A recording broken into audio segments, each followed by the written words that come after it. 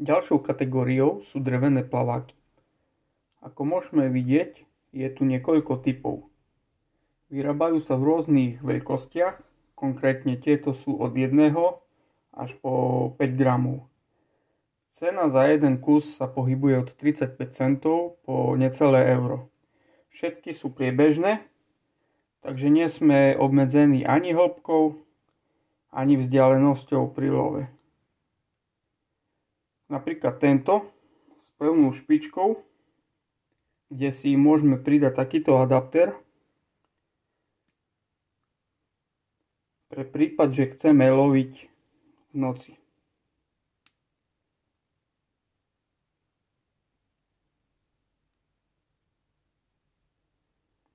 Potom tu máme takéto s trubičkou, kde si môžeme vložiť nielen chemické svetlo, ale aj takéto nabíjateľné, kde sa nemusíme bať, že príde do kontaktu s vodou.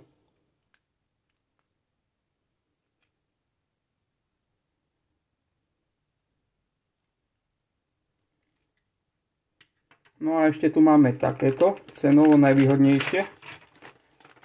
A tu sa zase dá vyberať z každého plaváka špička a vložiť chemické svetielko.